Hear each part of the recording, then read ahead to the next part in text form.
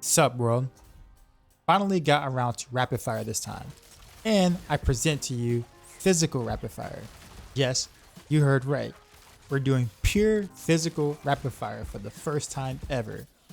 With the wild thought I had for most of yesterday, and Crafty breaking his near GG amulet, we put our heads together as we usually do and thought physical rapid fire may be the way to go. And it is. With physical, we don't worry about imbuement management nor imbuement tempers. We free up an extra skill on our skill bar as well as a temper, all without losing any real damage to the setup.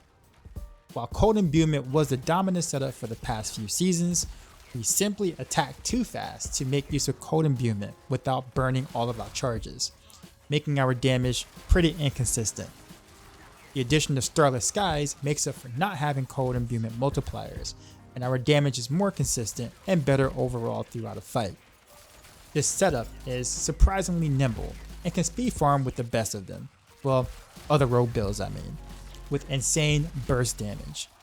I made sure to build this to be as intuitive as possible, as rapid fire has an initial learning curve that is higher than other builds.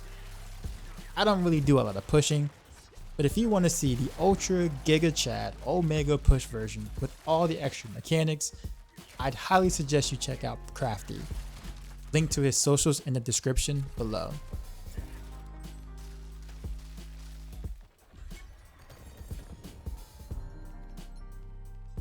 Breaking down the skills real quick, we go with Heart Seeker and we come all the way down to Fundamental Heart Seeker. We do this to be able to get the additional crit damage whenever you hit for the third time on the same target. It's really nice to have.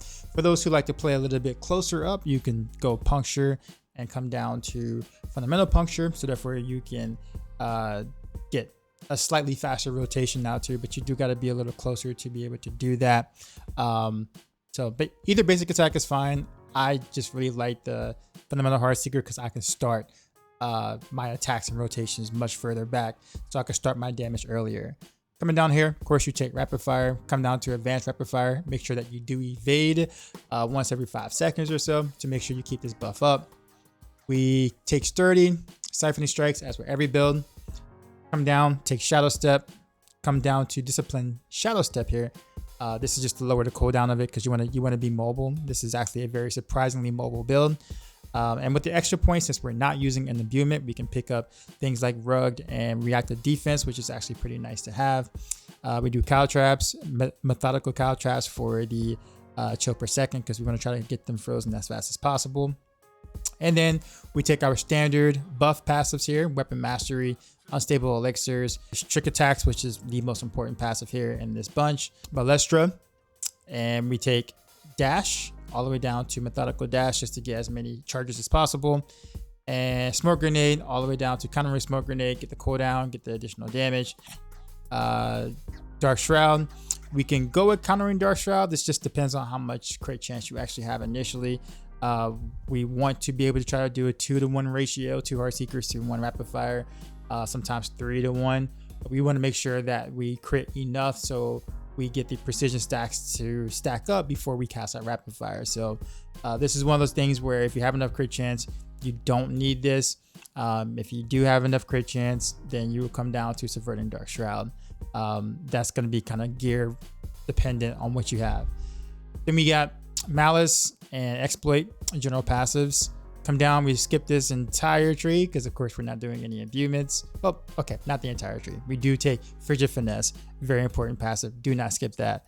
And we come and take Impetus because we're generally usually on the move and you have free points anyways. And Second Wind for Barrier to keep you alive. And Innervation, so we can build up our energy back. And I know that might sound really weird to do so since we have a Skyhorn and we have Starless Skies. So I was like, well, why do you want Innervation? Well, one of the runes is going to basically run your energy dry for a massive hit damage when that happens. So you're going to need Innervation rings to be able to get your energy back up when that applies. But we'll talk more about that when we get to the gearing section. This is important to have. And of course, we take Precision. We stack crit damage to be able to scale this to crazy amounts. So this is the key passive that makes it all work. And off to gearing. All right, so for the helm slot, we want Kyle the Nameless. I know in the mythic variation on the old planner that I actually had Hair of Perdition. That's because I thought Trick Attacks was probably going to get fixed this patch, or the launch of the season, but it did not. And so because of that, every point of Trick Attacks is extremely important. So every point you can get Masterwork is going to skyrocket your damage. So you do want Kyle the Nameless. It is best in slot by a large margin. Coming down here to Tyrion's Might, this is just a very easy way to be able to get your resistances and your armor cap. By the time this video probably comes out, the next patch is going to land 2.0.3, which is going to bring back the Shroud of False Death. So some variations might actually use that. So you may want to consider this, but that'll be kind of hard to cap your resistances. But I will make a planner that has that for like the tryhards, of course. What you notice in the rune slot here, which is what I really want to talk about for a little bit, is that we take Cax. Okay, Cax is basically what makes this build kind of hit really hard whenever it activates. So spends all of your primary resource to deal up to 100% increased damage is very, very nice to have. Now, being able to activate it is going to be kind of tricky. It just really just depends on your style of play. I like to play pretty far back, so being able to take Neo is a pretty good way to be able to practice pretty often. I know that Crafty goes with a more of a potion type thing where he spams a bunch of potions with the particular aspect, and then use that to be able to use a ritual to be able to practice. So there's several ways to do it. You're gonna have to probably find what works best for you, but you do want the Cax rune. It is extremely good. So figure it out what's best for you and your playstyle to make that happen. Coming down to the gloves here, typical stuff: dex, crit damage, rapid fire, roll chance to stun, because you're gonna want at least one chance to stun and one chance to freeze on your gear. So here I just did stun, crit damage, and then you see Edge Masters here. If you're doing in front of hordes, you're going to want to run with repeating aspect, because you're going to need those extra arrows for the AoE to be able to clear quite nicely. But for every other content, for the most part, you can just go with Edge Masters and you're kind of fine. Kind of up to you. If you prefer repeating for everything else, you can do that. I swap back and forth between the two myself sometimes. So coming down to the pants, Dex Mask like armor. I did armor percent to make sure I do cap. As you can see, I do temper the freeze here because we do need at least have one for freeze, and I go with concussive strikes for the aspect. Now for the runes, Mott is very important because we want to be able to get our Dark Shroud without having to use an aspect like Umbras or put it on a barb. So this is a good way to do it. I chose Mani for my ritual because I move all the time. That may not work for you. You can go for something like evade, since you do evade quite often after rapid fire. So that works too. Or you can go with the lift instead if you want to be able to proc that if you're more of a stand and spray or plant and spray type player. So you can do that. Coming to the boots, if you notice, I have evade charges. What you really want is the cooldown or attacks, give you cooldown after for your evade. Didn't roll that. This is what it is. Dex max life, movement speed, barrier generation. Barrier generation actually really does help with your second wind, because your second wind gives you a barrier, and so of course barrier generation increases that second wind for you too as well, just like second wind does on its own. Tempers there, and then I have frostbitten, of course, for the boots for the aspect, just more damage, of course. Coming down to the Sky Hunter, typically speaking, the unique affix is very important, and so is the critical strike damage. Actually, everything is kind of important on the Sky Hunter. What you notice is that I have a really low roll on the chance for marksman projectiles to cast twice, so I had to kind of make it up and do another roll on the sword just to be able to get almost 100% projectile chance to my rapid fire. I actually didn't quite get it. RNG is RNG, gear is gear, of course, right? So, but anyways, you do want a Sky Hunter and a good Sky Hunter at that. Combination dagger, basic stuff you're gonna want for a combo point build. Then offhand, which is actually my best item I have actually on my gear so far, which is a triple GA Dex, max life, crit damage, really awesome. I did roll rapid fire projectiles just because I just could not hit 100% or get even close to 100% without it. Tipper crit damage, and then here I do expectant because of course you're building combo points, you're going to want that. The gems here on your weapons is emeralds because it's crit damage and rare precision. Scoundrel's Kiss, have to have it. I know it's a controversial item because not everybody likes the lob effect. I am one of those people, but it is what it is. You have to have it for rapid fire. And of course, your biggest things you kind of want to look out for is your ranks to rapid fire and of course the unique affix itself. And Starless Skies, really good here. Better than it was in the past. We just attack really fast now and we don't have to worry about imbuement charges. So we're not just running through those and then attacking without an imbuement. If we built that way, since now we're doing physical, we can kind of just go ham on attack speed and not worry about decharges.